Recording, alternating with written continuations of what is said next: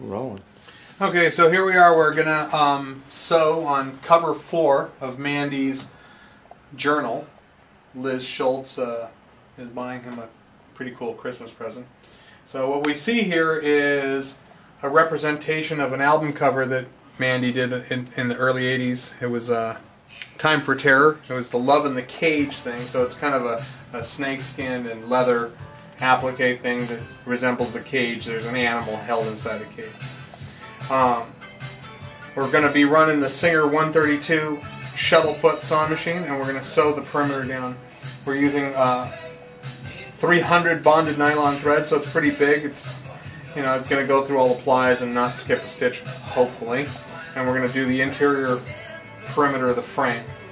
Okay, so here we go. I'm holding the thread in my right hand. It's all deployed. I got the bobbin and the needle. It's bound up in my right hand, and now I'm going to guide the inside edge of the foot around the perimeter to hopefully have a nice, consistent, even stitch. Okay, so here we go. The first stitch is always the toughest one.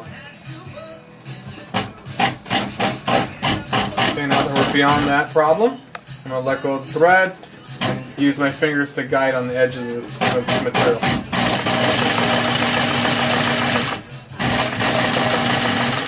Kind of a clunky machine, but if you allow the workpiece to just move, it gets along just fine.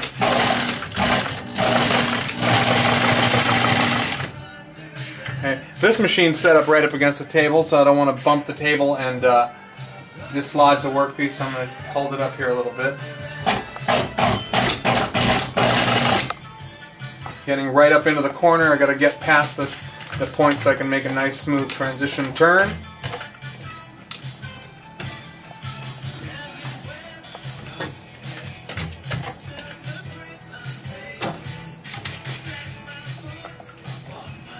Okay, burying the needle beyond bottom dead center ensures that we have a good stitch. So there it goes, that's done. I'm going to raise the feet up, make the turn. Looks like we're right on target. And around the corner we go.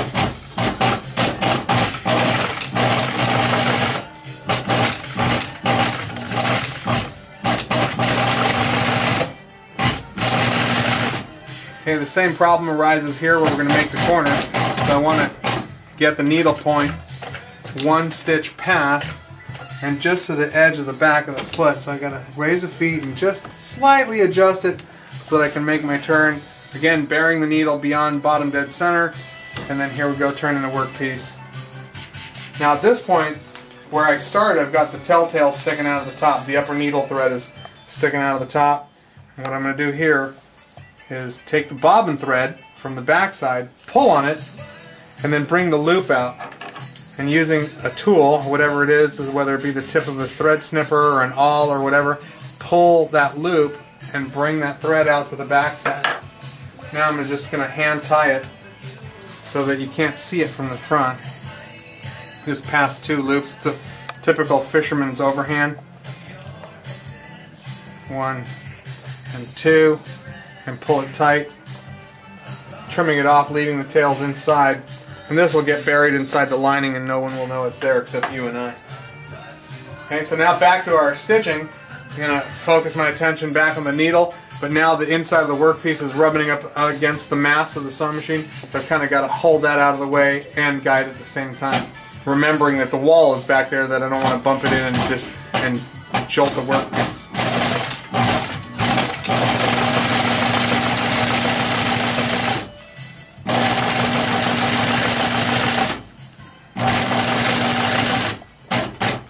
Okay, got another inch or so before the wall. Okay, here we go, holding the piece away from the wall so it doesn't bump in again. And now the same thing, we're reaching the corner, so I want to make sure that I get a good stitch into the corner with the proper distance so that when I make my turn, it all looks uniform. Burying the needle past bottom dead center, raising the foot with my foot this time. It's no longer a knee lift on this machine, and then turning the workpiece again. We're looking pretty good in our corner, so here we go again.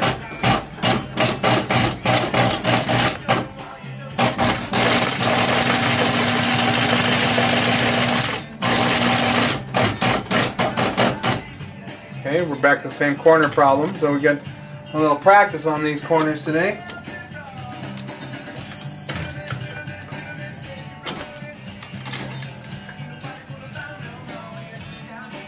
Okay, needle past bottom dead center again. Okay, and rotating the workpiece by lifting the foot, and we're perfectly on target. Now this problem, when we get to the last stitch, is an interesting one, because we don't want to show where the first and last stitch is, so we're not going to back tack or anything like that. What we're going to try to do is stick the needle directly in the first hole and then stitch one stitch past it, so the only evidence will be two pieces of thread in one stitch path, and then we'll do the thread pass through. Okay, so here we go.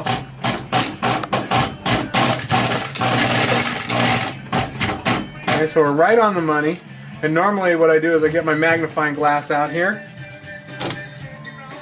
But we got one more there. This needle's so big and the thread's so big, so I don't normally need my magnifying glass. I just adjust the light a little bit. Can you see right in there, Kenny? Oh yeah. Okay. Okay, so I see where the needle point is. Right into the first hole. One more stitch.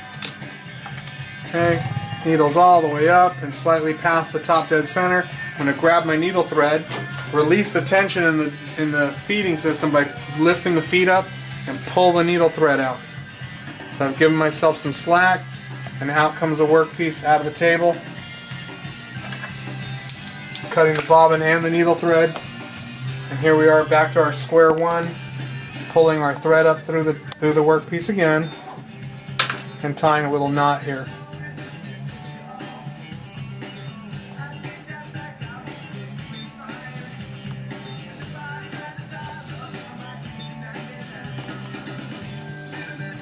There you go. Trim it off. And later on I'll take a little drop of adhesive and tack that down right there so they can't get away. And then you can't tell at all where the start and the stop the stitching was. And looks like we've got a pretty good stitch path around here. Nothing to be ashamed of. And that's it. Mandy's little notebook.